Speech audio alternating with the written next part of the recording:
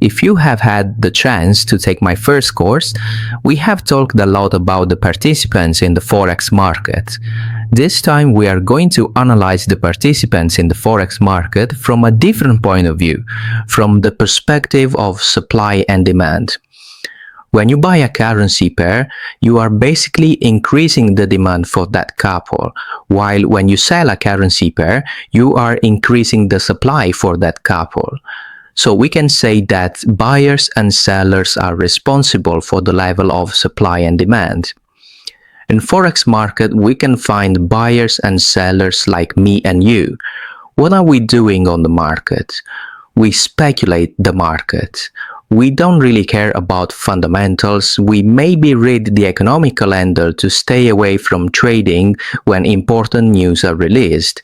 Maybe we try to make profit trading the news, but we don't do more than that. We try to make a profit from speculating the market imbalance.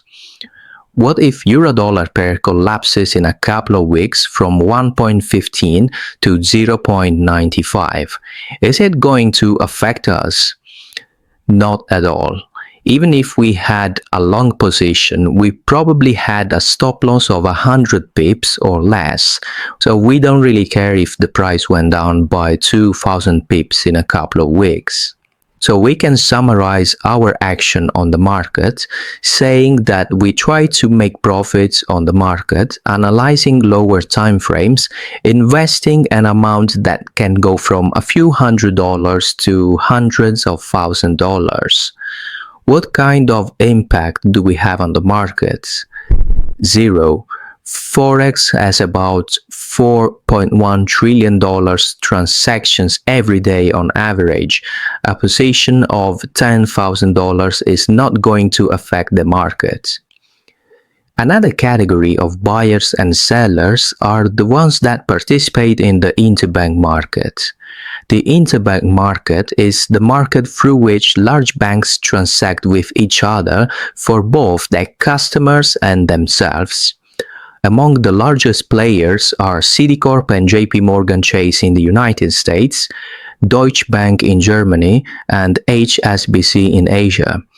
The minimum size for a position in the interbank market is $5 million, but most transactions are much larger and some can top $1 billion in a single position.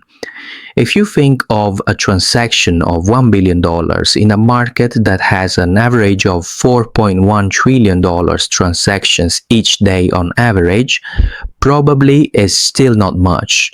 But if you think that 10 or 20 of these transactions are in the same direction, it starts to be relevant in terms of supply and demand. So throughout this course, I will talk a lot about buyers and sellers, or bulls and bears if you want to use Forex jargon. And I want you to understand that I'm not talking about me and you. We don't have any power on the market, so there's no point to study our action.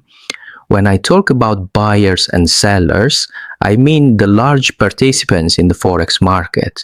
So the ones that can have a huge impact and can change the balance between supply and demand. They are the ones who move the market, so it makes sense to study their behavior, how price moves as a result of their actions, and formulate concepts to try to be in the same boat with them.